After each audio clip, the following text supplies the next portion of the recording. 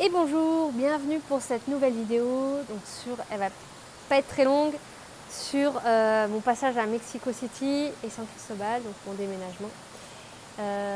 Donc vous allez voir que j'enchaîne un peu les vidéos là parce que j'ai du temps et parce que je me sens aussi l'énergie de parler pendant plusieurs minutes. Donc après avoir été à El Jardín, être rentré à San Cristobal, si vous n'avez pas suivi l'histoire, je vous invite à reprendre tout depuis le début ou à au moins reprendre la vidéo d'avant, même si tout s'enchaîne et tout a un lien. Donc c'est mieux de regarder tout depuis le début que de prendre la chose en chemin et de se retrouver perdu et dans la géographie et dans les références aussi que je vais pouvoir faire au niveau temporel et d'expérience. Donc je suis remontée à Mexico. J'étais très contente en fait de mon mois que j'ai passé à voyager dans le Chiapas parce que j'étais là un peu en éclaireur dans ok, est-ce que c'est un endroit où je vais pouvoir m'installer? Si je m'installe ici, où est-ce que je vais m'installer? Est-ce que je m'installe à San Cristobal ou est-ce qu'il y a d'autres endroits, peut-être d'autres communautés, pour pouvoir sortir en fait de la ville de Mexico, qui m'a servi d'enseignement vraiment sur le fait de vouloir recréer une vie un peu à la française que j'avais eue, ou un mode de vie qui était rassurant, mais qui était basé finalement sur des peurs aussi, et sur des croyances qui demandaient à être renouvelées, donc qui étaient obsolètes. Donc je sentais qu'il fallait que je change d'endroit. C'est pour ça que je me suis aussi, que je suis allée voyager dans le Chiapas, j'avais besoin de nature. Mexico, c'est une très grande ville et même si j'avais des amis là-bas, j'ai des amis là-bas, ça ne me suffit pas. En fait, le besoin de nature est plus grand que le besoin d'amis. Donc voilà, c'est pour ça que j'ai décidé de déménager après à San Cristobal. Parce que c'est une ville assez grande, parce que pas trop grande à la fois et suffisamment dans le sens où il y a tout.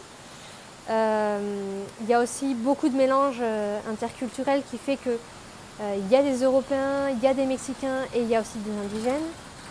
C'est un endroit où il y a vraiment un intérêt aussi dans tout le Chiapas pour tout ce qui est artisanal.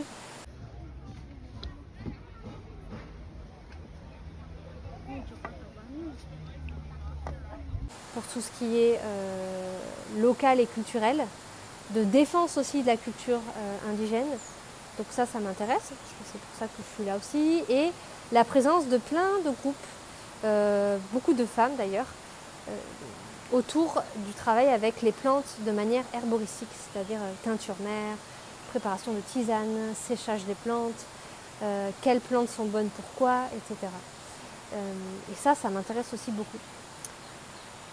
Donc il me semblait qu'il y avait un peu tout ce dont j'avais besoin à San Cristobal, de la nature aussi autour, et la facilité aussi de pouvoir se bouger, une facilité à pouvoir se bouger grâce au bus qui était là, et puis un peu plus loin, la capitale de l'État qui s'appelle Tuxtla, où il y a aussi un aéroport avec lequel on peut voyager dans l'État et puis même pouvoir sortir de l'État du Mexique.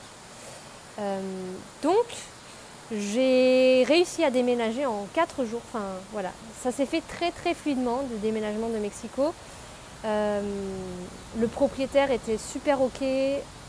Voilà, ça s'est fait très fluidement. J'ai réussi à vendre mon matelas, même si j'ai eu un peu une mauvaise surprise en fait en rentrant. J'avais loué ma chambre pendant 2 semaines à quelqu'un que je croyais de confiance et que j'ai rencontré en voyage et qui avait besoin d'un endroit où rester à Mexico, mais qui m'a vraiment rendu la chambre dans un état. Je lui ai laissé ma chambre dans un état parfait. On aurait dit une chambre d'hôtel. J'avais plié super bien les draps. Le matelas était neuf quasiment. C'était propre, etc. Et je l'ai retrouvé avec le lit défait, mon matelas taché de sueur et puis de terre, je sais pas comment il a réussi à faire, et puis le sol de la chambre qui était vraiment dégueu, poussiéreux, parce que si à Mexico, si tu fais pas le ménage tous les 2 jours, en fait avec la pollution et la poussière, etc., en fait ça se salit très vite.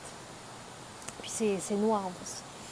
Donc j'étais vraiment un peu deg en fait. Buenos días. Attends. Alors, elle, c'est la petite mamie, je la filme. Elle s'appelle Carmela. Et c'est une authentique Maya Lacandon. Ok, désolée, j'ai été interrompue par la petite mamie qui passait, à qui j'ai dit bonjour.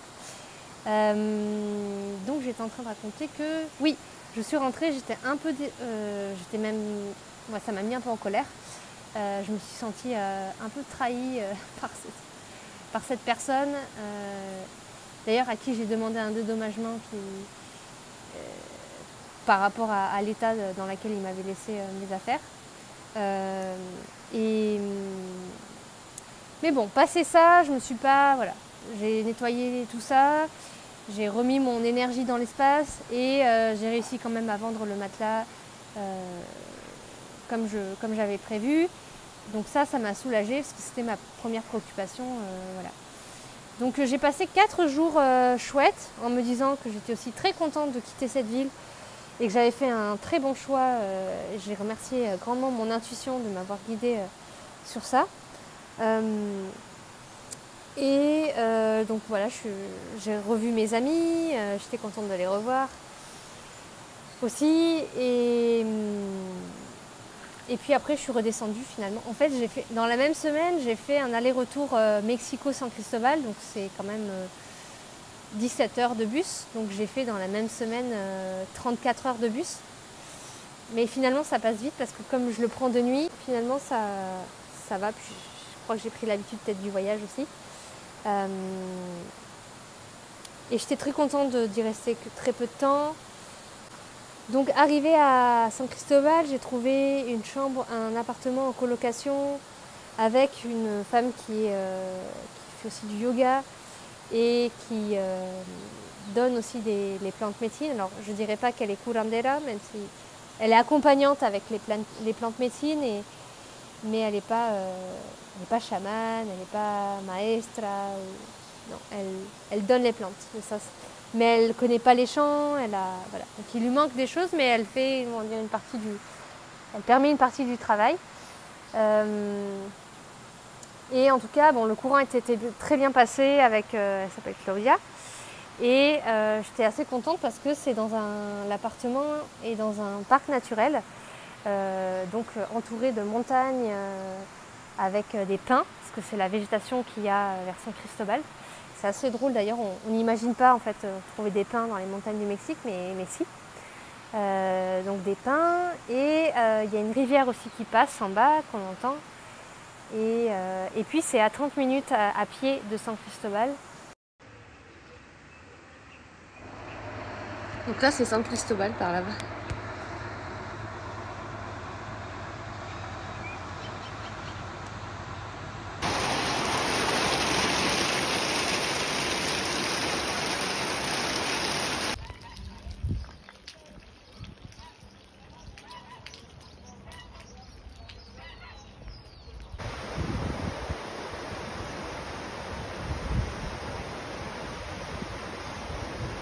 Donc, du centre.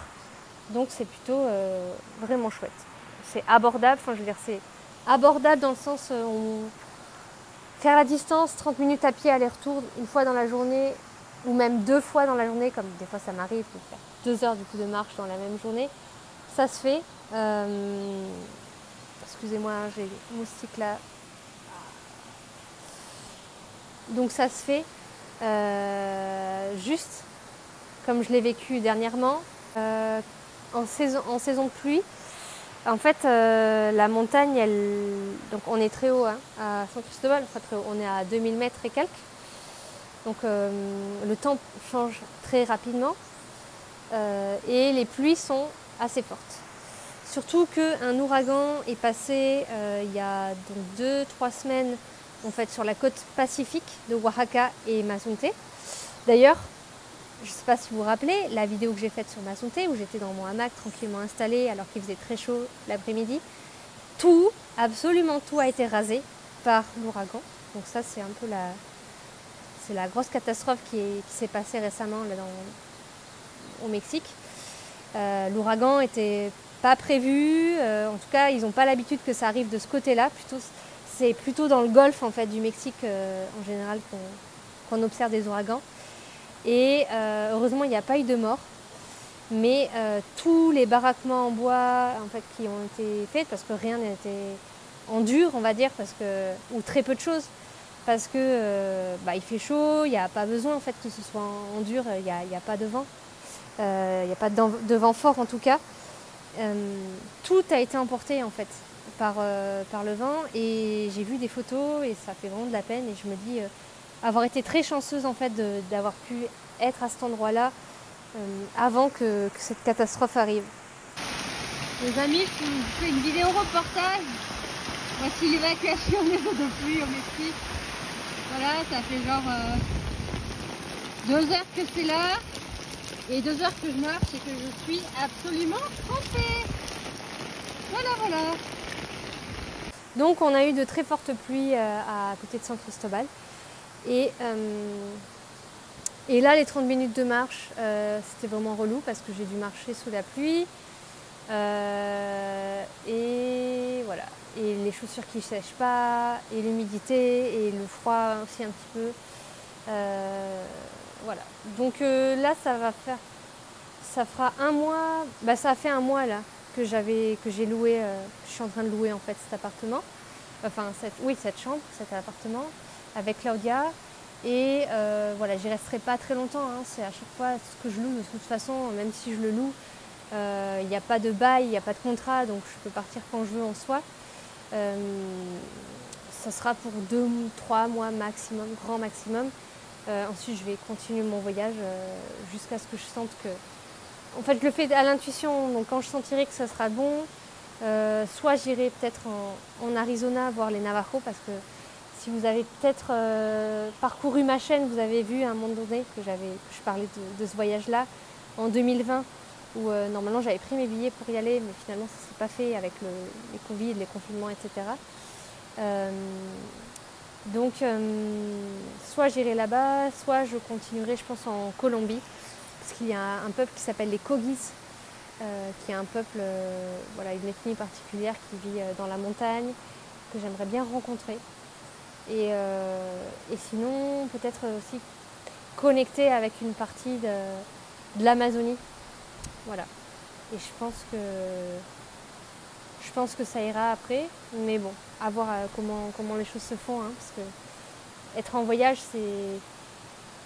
c'est naviguer. Donc c'est pas en tout cas, moi, mon voyage, c'est pas du tourisme pur, quoi. C'est un voyage de vie, un voyage personnel, un voyage initiatique en fait. Donc même si je sais que je vais rentrer à un moment donné en France pour pouvoir transmettre et partager tout ce que j'ai reçu, je le fais à l'intuition. Donc voilà pour cette vidéo. Merci d'avoir suivi cette petite vidéo là. Je fais suite, je vous raconte la suite juste après, donc mon aventure dans la Selva Lacandona où je suis actuellement. Merci pour vos commentaires, merci pour vos j'aime aussi. Merci pour vos partages et n'hésitez pas à vous abonner si vous voulez justement recevoir la suite des aventures et les autres vidéos que je publie ici sur cette chaîne. À bientôt.